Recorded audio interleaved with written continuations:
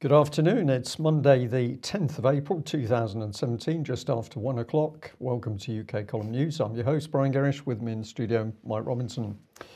It is wonderful here in Plymouth, blue sky, sunshine, but a little bit cold.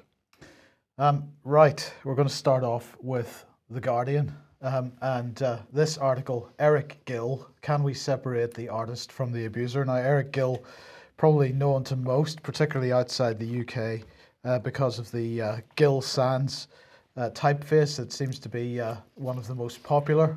Perhaps if people understood what kind of man Eric Gill was, it would not be the case, but this is the whole point of this article, and also some BBC coverage on the Radio 4 Today programme this morning. So the headline of this article in The Guardian is Eric Gill, can we separate the artist from the abuser?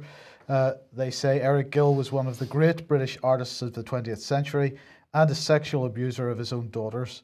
A new exhibition at Ditchling asks, how far should an artist's life affect our judgment of their work? And of course, just in case anybody doesn't know, his private diaries came to light a number of years ago, and they showed that he had abused his daughters, Petra and Betty. He had also committed incest with his sister Gladys, and he had also decided that it might be interesting to experiment sexually with a dog. So this is a nice gentleman, as you can imagine. And the article in The Guardian here saying, last October I was one of 25 delegates at a workshop day at the Ditchling Museum of Art and Craft, a small but beautiful gallery whose acclaimed spaces are dedicated mostly to displays of work by Eric Gill and the many artists and makers who followed him to the Sussex village after he and his family moved there from London in 1907. Entitled Not Turning a Blind Eye, the purpose of this event was to begin a process that would, in time, we were told, lead to the museum dealing more publicly with the subject of Eric Gill as an abuser. Well, the way they've decided to deal with that is to run more exhibitions. So here we go, starting the 29th of April, and that's really what the purpose of the Guardian article and the BBC coverage is to advertise this exhibition, Eric Gill, The Body. Begins on the 29th of April 2017 at the Ditchling Museum of Art and Craft. And as part of this, to celebrate this man and his wonderful work, they have commissioned this piece of work, which is a co-commission. Although the entire exhibition is a co-commission between the Ditchling Museum of Art and Craft and Brighton Festival, as in a separate space. Features a new installation by Pilkington, Doll for Petra 2017, so that's what you see on screen at the moment. It's inspired by a wooden doll carved by Gill for his 4-year-old daughter Petra in 1910. I find this extremely disturbing because what is going on here, Brian, in my opinion, is the normalisation of paedophilia. Because if we do not separate the man from his work, if we don't look at his work and say this is the product of a deranged mind, then we are, what, accepting his behaviour? Which is the aim of the game, I think. Absolutely. So, of course, something that the BBC did mention right at the end of their report on this morning was the fact that Eric Gill's, well, what do we describe this as? On the front of Broadcasting House in London, we have a statue of a young boy and with a man, so it's pretty unpleasant stuff in my opinion. 2013 was the last time there was a big campaign to try to get this statue removed from the front of Broadcasting House. The BBC absolutely refused to do that. Yeah, and this report put out by Nicola Stambridge, is that right? Absolutely, Nicola Stambridge was chosen for that, and of course we have some history with that lady. So let's bring in the history, and we'll go back a few years now, where UK Column gave a huge amount of support to the gentleman on the front page of the UK Column. Now, this Asian man had been working at Oxford and Cherwell Valley College. He discovered that very young teenagers were being sexually abused and bullied by a group of white men. He did everything he could to try and protect those children. Subsequently, he lost his job. He was then hounded, victimised, harassed by a number of agencies, including Thames Valley Police.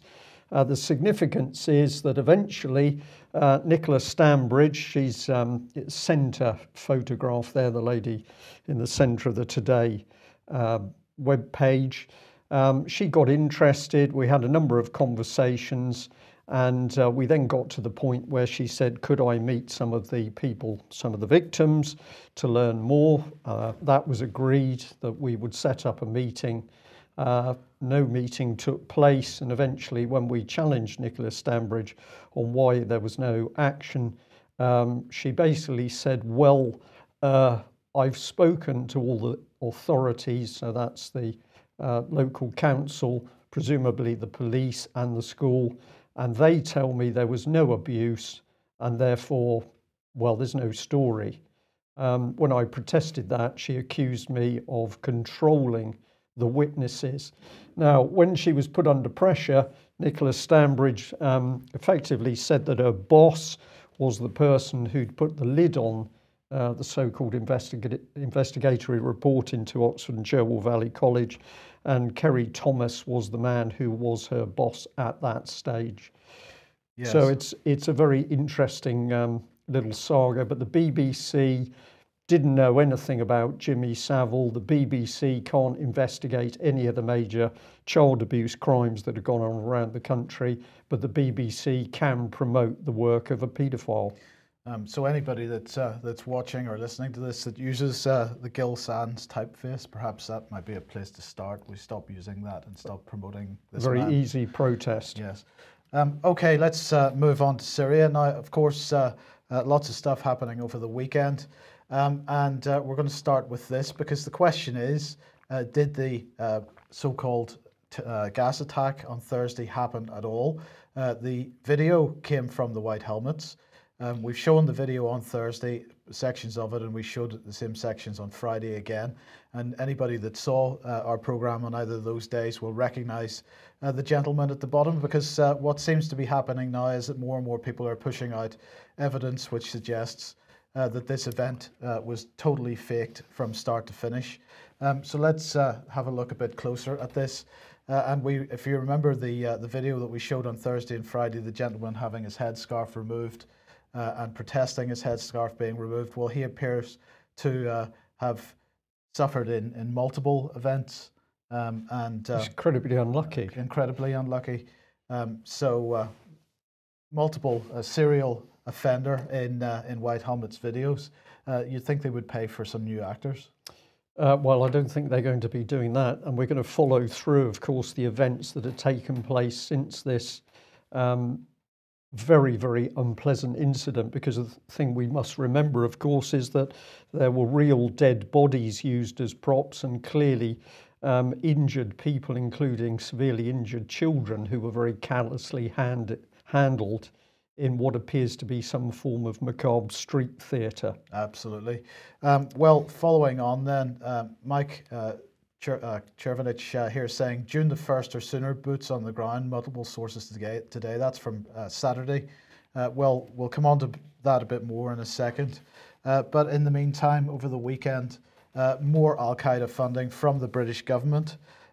So the UK is to increase Syria. Well, they're saying it's for medical aid in the wake of the chemical attack. UK support will be provided to medical teams in Syria following the appalling chemical attack on Idlib last week, according to Priti Patel on Saturday. Undoubtedly going to the last doctor in Idlib. Anybody that remembers the coverage of Aleppo will understand what I mean by that. Global Britain has been at the forefront of the response to the Syria crisis. So first of all, here we have Global Britain. Again, this is being turned into a brand name, Brian. The Department for International Development and all its work is being done under this Global Britain tag. And Global Britain will continue to lead international efforts by providing additional emergency medical support to alleviate the suffering of the Syrian people. This latest allocation builds on existing UK support to the World Health Organization, which has enabled it to pre-position supplies and train medics in anticipation of an attack of the kind that they alleged last Thursday. As a result, the World Health Organization was apparently able to rapidly deliver medicines, including atropine and steroids for treatment. That was pretty good. Yeah. I'm nodding here. Yes. Ship in additional medicines and provide immediate support to medics, but apparently not hazmat suits. Anyway, that's another issue. This new support from the UK will go to 3 NGOs on the ground and will provide a wider range of life-saving medical aid right across Syria. Well, the 3 NGOs, according to the press release, are undisclosed, so they refuse to say who they are, but they gave the game away because the image that they provided alongside this press release, as you can see there, has a white helmet in it. So that's clearly one of the NGOs. And so this is another £7 million, and is building, they say, upon the 10.7 million provided to the World Health Organization last financial year. And it is on top of the £6 billion that they say that they raised following their meeting last week in Brussels. What did Priti Patel have to say? This was a brutal and indiscriminate attack, unleashing the horror of chemical weapons on women, children, and the defenceless is not only utterly deplorable, but it is the mark of a craven coward. Those responsible must be held to account, and the victims must get the help they so desperately need. That's why we're providing further medical support, not only for those subjected to the horrors of chemical attack, but for those countless victims of the equally deadly bombs, bullets and diseases that are devastating lives across Syria. It is vital that the international community continues to support the Syrian people, and the UK-led calls at the Brussels conference in Syria last week for donors to step up assistance to the most vulnerable people. As a result, $6 billion in international funding was committed for the coming year. That money is not going to medical purposes. It is going to fund Al-Qaeda. What's incredible here, Mike, is we've had this, well, it was a presentation given to the Mansion House by First Sea Lord Admiral Philip Jones a few weeks ago, and in that presentation he was literally boasting that British aid was going to be the root of soft power, and behind the soft power would come the military power. So we're now finding an open declaration that what many people would hope would be aid to help people, help humanity, is actually now being used as a political weapon in order to what? Destabilise, conduct false chemical attacks, anything that the British government needs to extend its, quote, global reach. And the other thing I'll just bring in there is that over the weekend there was a report that between 300 and 400 US troops had appeared in the northwest of Syria. And this was supposedly a special mission separate from the mission of American Special Forces. This was a special mission apparently directly under the control of President Trump. Now, there was some video footage shown on the internet of these troops and the movement of these troops. They're all in fairly light vehicles, so it would appear to be some sort of reconnaissance operation. So aid is pumped in, but behind the scenes, everything seems to be gearing up for war. Well, where's the transparency about where the aid money is going? This is the big question. Public and money. Nobody seems to be asking for that transparency. It's incredible. Yeah. Moving on then, Boris Johnson refusing to go to Russia. We'll talk about that in a minute. He's with the G7 in Italy at the moment, and he's saying, well, there are going to be fresh strikes from the United States. Now, the Russians themselves have said that if the US does cross that red line, as they like to call it, the Russians will retaliate. So what we're looking at here is the potential for direct conflict rather than proxy conflict. It's got to be pretty, and it is an increasingly dangerous situation. And everywhere we're seeing this military mobilization. Well, let's come back to the American airstrikes on Syria, and a key question which has come up, which is where did 34 of the 59 US cruise missiles go? Now, very soon after the attack, the Russians stated that not all of the cruise missiles had reached their target. They're saying that 34 didn't. And this was a very significant statement because this could be simply the Russians trying to test the Americans by saying, well, your missiles didn't all get there. But there was a very quiet confidence in this statement. And the other interesting thing, again, over the weekend, it emerged that actually the Russians didn't use any of their extremely advanced air defense systems in Syria to try and counter this attack. Nevertheless, the Russians keep saying, well, where did these missiles go? Well, if you have a look at CNN, this is pretty typical of American news because you've got former Major General James Spider Marks talking about the attack. So he's boasting that more than 50 Tomahawks get fired. He said we can assume each one of the Tomahawks had a very good target that it went against. It was programmed appropriately and it struck the target. Now what needs to happen is what was the bomb damage and what does the runway look like? So he was pretty confident that these very, very expensive $1 million plus missiles had gone off and they were going to hit their target. There was another report here looking at the very issue he'd raised, which is the bomb damage at the airfield itself. But this man says, but the Russians stood by and let it happen when they could have stopped the damage with this. And then he puts up several pictures of the Russians' missile systems. So there's a bit of a conundrum here in that the Americans are boasting we fired off 59 Tomahawk missiles. These are very advanced. They should have all reached the target. But the Russians confidently saying, well, clearly they didn't. So let's have a look at, well, the Daily Mail. And this was on Saturday, I believe. And here's the headline, why didn't Putin's Growlers, this is their air-to-surface missiles, intercept Trump's Tomahawk? Russian leaders' missile protection system failed to prevent the attack on Syrian airfield. Well, they then pump in all of the imagery to make it look at the Americans' total success at their attack. I always go and have a look at who the reporter is, and I was pretty stunned to see this article put together. I think this is the right Twitter page. The journalist called Darren Boyle. He's in the doorway of an aircraft with a gun, but most of his Twitter page is football, quite a bit on drink. And is this really a man to be commenting on this subject? If I've got the right man, I don't think so. Well, the Mail, excuse me, goes on. Here it says, Vladimir Putin did not try and intercept Donald Trump's massive missile strike on Bashar al-Assad's al-Sharat military air base, despite being covered by Russia's state-of-the-art S-400 Growler air defense system.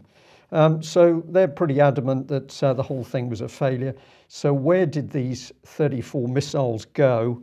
Well, one place that they certainly didn't go is to the target, because if we start to have a look at the damage, there's quite a lot of video now about this. Yes, some of the hardened aircraft shelters were hit, but in fact, vast areas of the airfield absolutely untouched. Let's just look at some of the damage.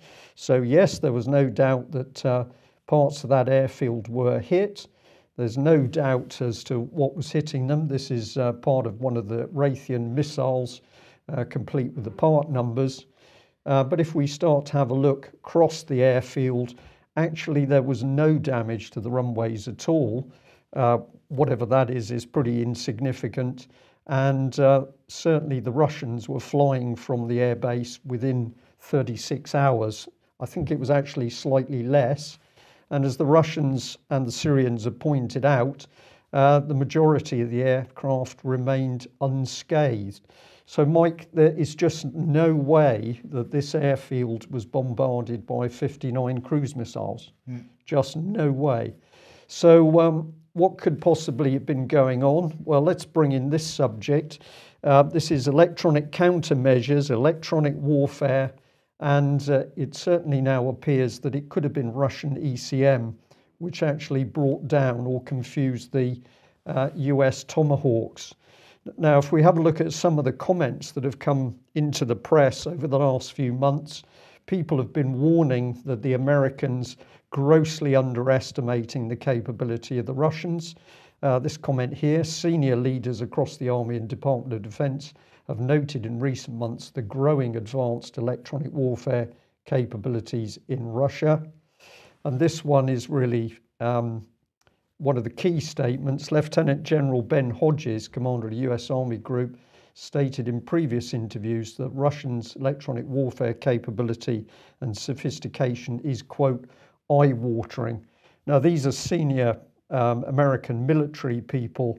What does he mean by eye-watering? He presumably means America has not got anything to match it. And we'll bring in this one.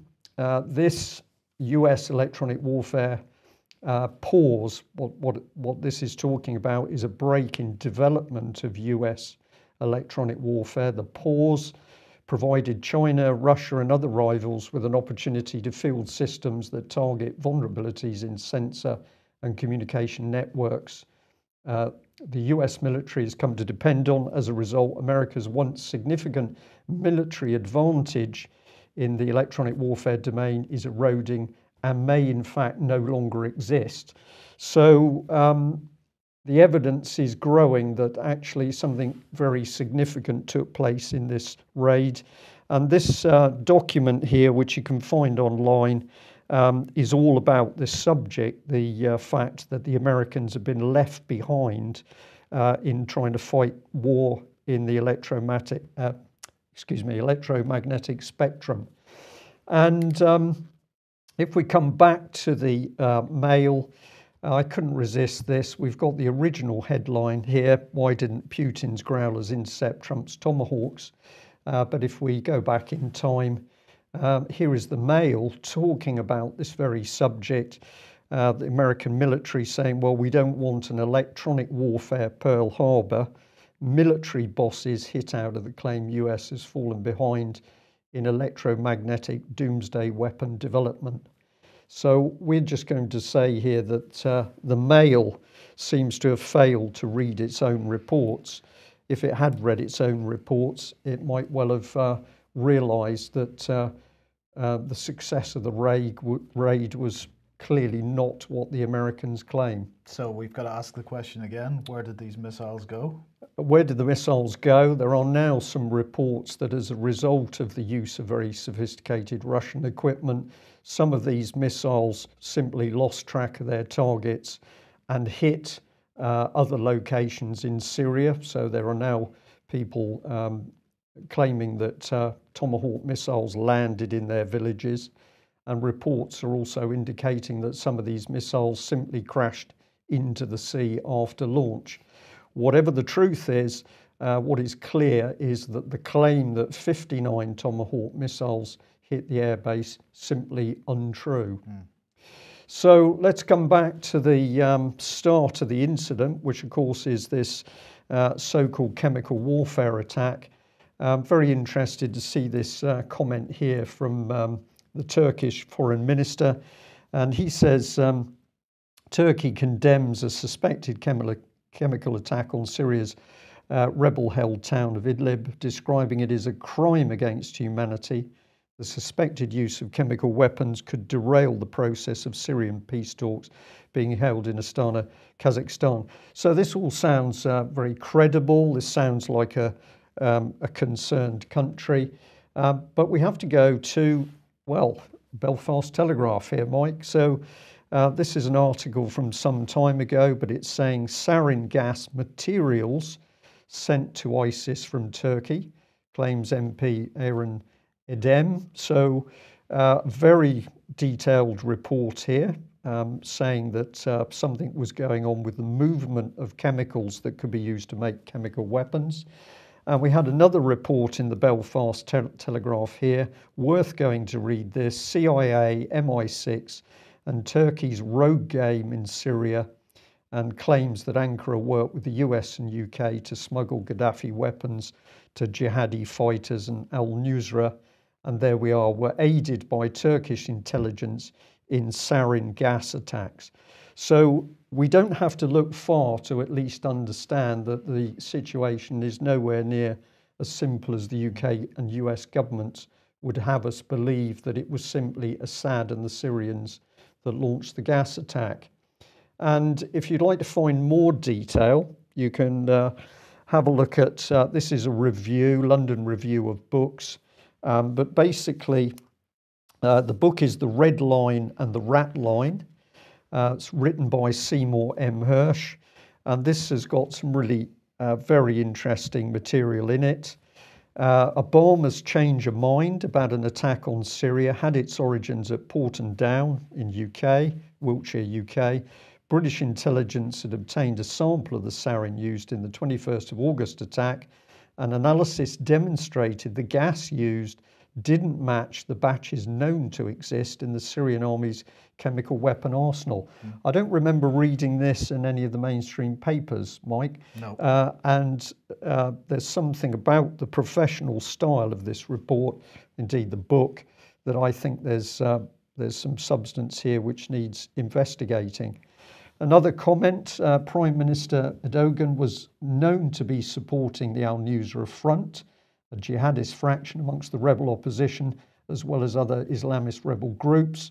We know there was some in the Turkish government. A former senior US intelligence official said who had access to former senior US intelligence official who had access to current intelligence said that he believed that the Turks thought they could get, quote, Assad's nuts in a vice by dabbling with a sarin attack inside Syria and forcing Obama to make good on his thin red line threat. So this is very serious stuff, and we'll just add in this, that of course it was the Daily Mail itself which published back in 2015 that there'd been leaked emails suggesting that the plan was to unleash chemical weapons in Syria in order to accuse Assad and then effectively invade. So we've asked publicly, of course, Michael Fallon where the evidence is, but at the moment no sign of any evidence at all from the British or UK governments. Absolutely, and at the weekend, Putin making exactly that point. If they can't provide the evidence, then there is no evidence. Indeed. Well, we're just adding our advert.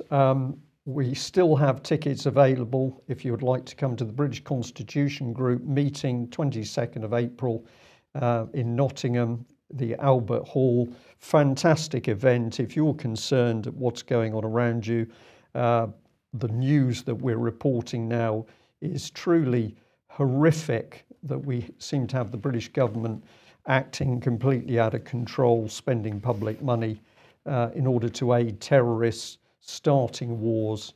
If you'd like to act to try and stop what's happening, then come to the event in Nottingham.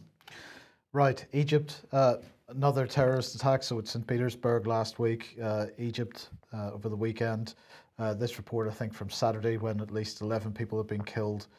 This was, of course, an attack on a Christian church, Coptic church in Alexandria, followed an earlier attack in another place, Tanta, which is north of Cairo, which killed 25 people and wounded dozens. Of course, you know, we're seeing more and more of this being ramped up around the world as the Western governments come under increasing pressure to provide evidence, for example, for the alleged activities of certain governments. Well, Boris Johnson condemned the attack in Egypt and he offered his condolences. He said, "I'm saddened and appalled by these attacks in Egypt and strongly condemn them. My thoughts are with the Egyptian people, and particularly those directly affected by these terrible acts. I offer my condolences to those grieving for lost friends and relatives and those suffering from injuries. The UK continues to stand with Egypt against terrorism. These attacks only strengthen our determination to work together with the Egyptian government and people against this shared threat." I think he's lying, Brian. It's all weasel words. I'm lost for words, Mike, because you listen to these people, they're just despicable. I don't think they know what the truth is. Absolutely. Well, let's stick with Boris because, of course, also at the weekend, he decided that he was not going to visit Moscow as he had intended to. He had intended to be in Moscow today, but he's decided that he's going to leave it to Rex Tillerson to deal with the Moscow government. He said, "Developments in Syria have changed the situation fundamentally. My priority is now to continue contact with the US and others in the run-up to the G7 meeting. And so he's decided to go to the G7 meeting instead today. And he's in Italy. He's calling for Moscow, Russia to be threatened with isolation for the international community, a raft of economic sanctions. So no calls for investigations to be sure as to what's gone on. No. Everybody else is calling for Boris to carry out the investigations, but he doesn't want to know because that would be embarrassing for him. And he said that he discussed plans in detail with Tillerson, and that Tillerson will visit Moscow as planned, and following the G7 meeting will be able to deliver that clear and coordinated message to the Russians. We deplore Russia's continued defense of the Assad regime, even after the chemical weapons attack on innocent civilians. We call on Russia to do everything possible to bring about a political settlement in Syria and work with the rest of the international community to ensure that the shocking events of last week are never repeated. I think if we removed Boris Johnson and Theresa May from government and we replaced them with people that demonstrated some kind of inkling of sanity, then that would be the best way to make sure that the events of last week were never repeated, because millions of pounds would not be going into the hands of terrorists in Syria.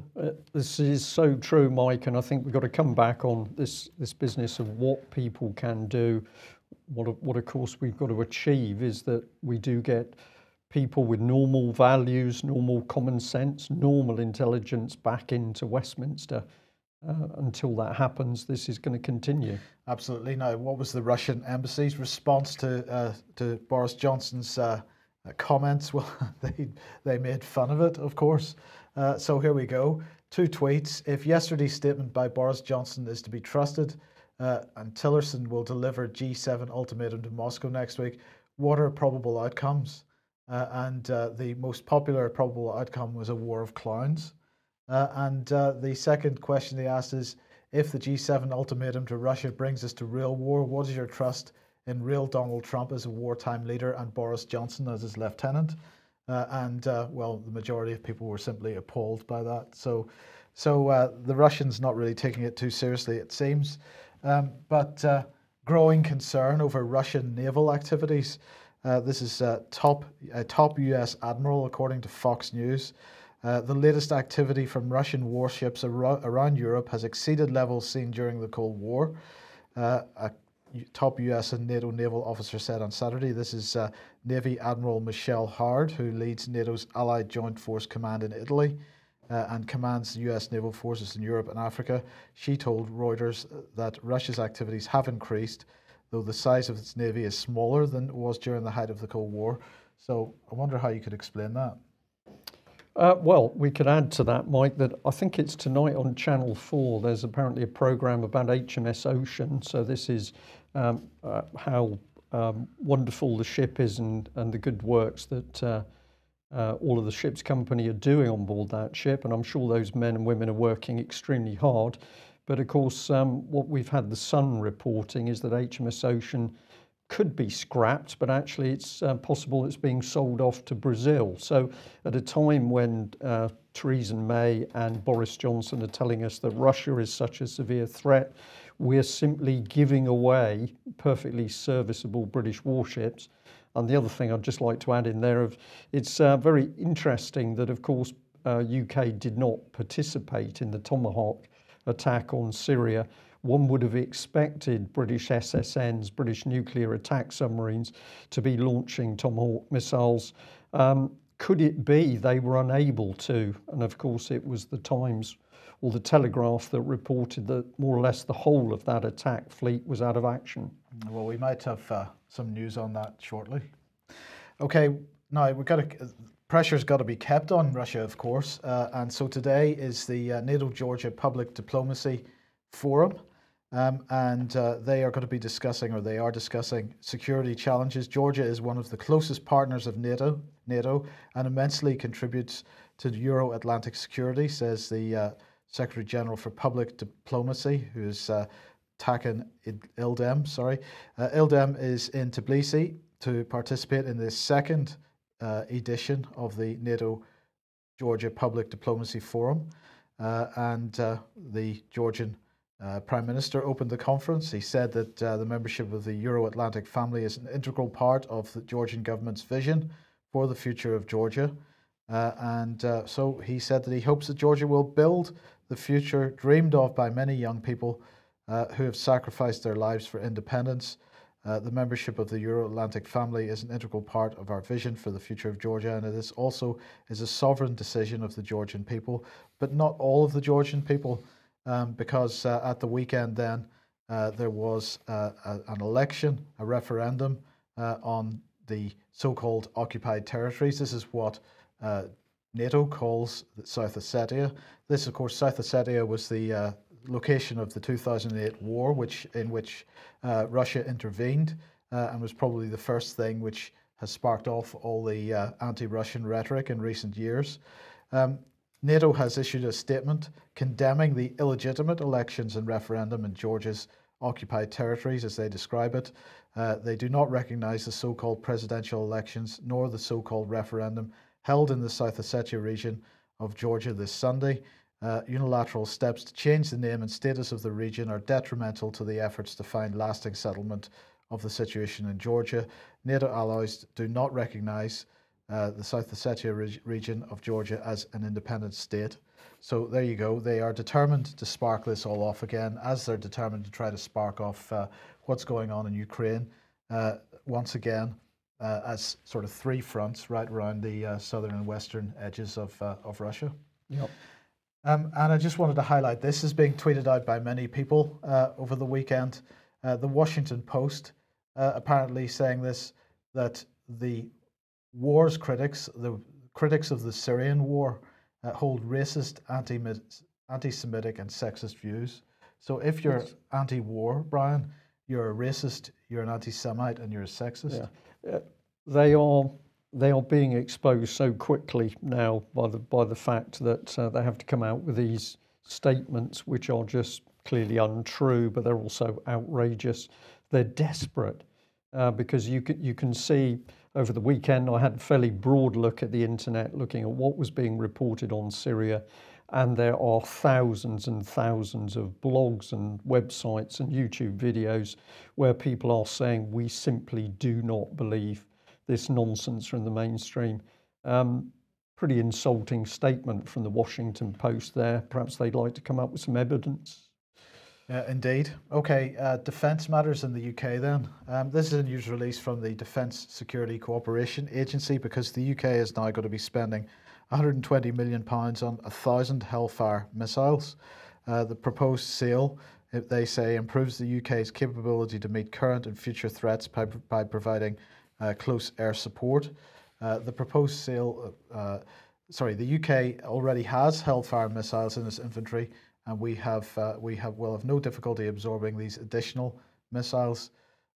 So there you go. We're going to spend some more. These aren't quite Tomahawks, but we're going to spend some more money on missiles, Brian. Yeah, we haven't. Well, very shortly we won't have any surface-to-surface missiles, anti-shipping missiles for our warships. We're going to have warships at sea with a gun, which effectively means they're back in the Trafalgar age. We're not going to get the missiles for them. We're not going to have the missiles for the helicopters on board ships at sea, but we're going to get some more Hellfire missiles. Those Hellfire missiles, I would say, are going to go to the drones. Yes. And then where are those drones going to be used to help inflame the violence in the Middle East and, of course, in all of the regions inside Syria? So this is the British government gearing up for war, but it's not going to be a war that's declared to the British public. This is going to be a proxy war that's done under the radar overseas. Maybe there'll be some media reports and maybe there won't. Indeed. Okay, well, let's look at this one then. 50 MPs and MEPs support to fast-track EU membership for independent Scotland. A group of 50 European politicians have put their weight behind Scotland's independence in an open letter calling for swift, smooth and orderly transition to full EU membership. The cross-party group, including MEPs and MPs from Germany, France, Italy, Spain, Belgium, Portugal, Sweden, Greece, Hungary and Malta, argued that Scotland would be most welcome as a full member of the EU if it breaks away from the UK after Brexit.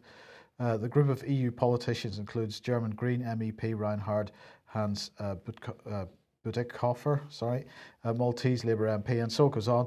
Now, why am I interested in this? Well, in one sense, you might say, well, the European Union, these MEPs and MPs calling for the breakup of the United Kingdom, the Union.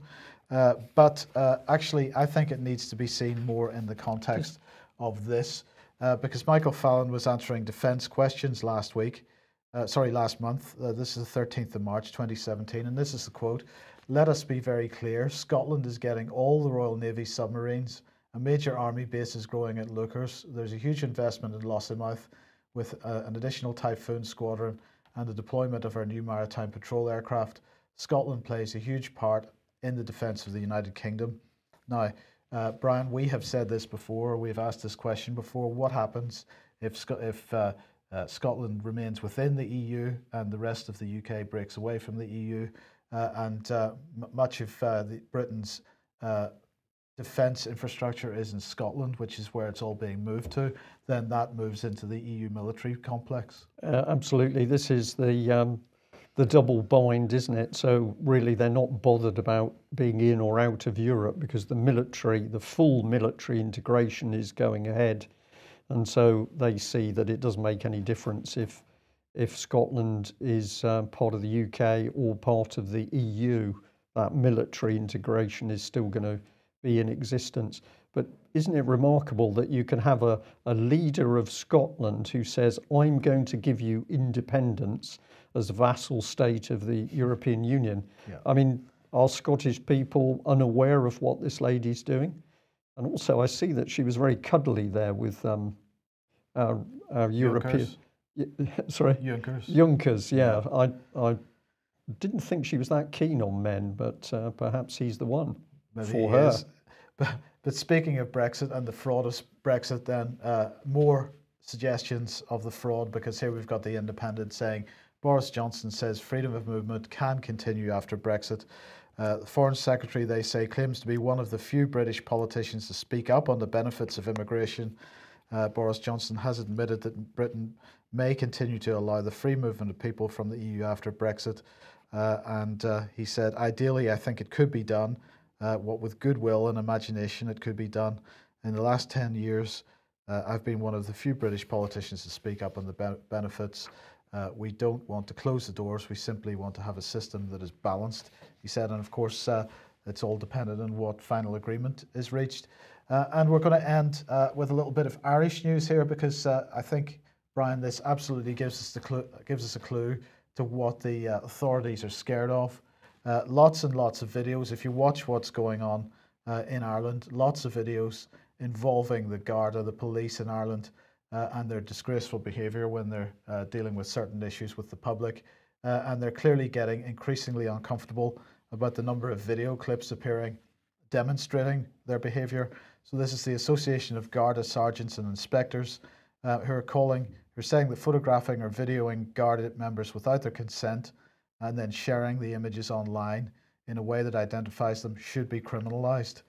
So they're clearly deeply unhappy with anything which demonstrates their behaviour appearing on the internet. The fear is that the individual is suddenly becoming accountable. It's not the police that did it. It is a particular man or a woman and their face appears on the internet. So these people are kindly telling us exactly what they're afraid of and exactly what we should be doing, which is holding individual people to account. I mean, if they were doing their jobs, they would have nothing to worry about. Wouldn't be a problem at all. Well, actually, that was 2 items of Irish news, because we did get the Belfast Telegraph in as well. Okay. So Ireland doing well in UK columns news today. What can we say? We are getting a lot of contact at the moment, emails, telephone calls, even some Twitter messages, people desperately concerned as they see events speeding up. We're seeing a continued march towards more war.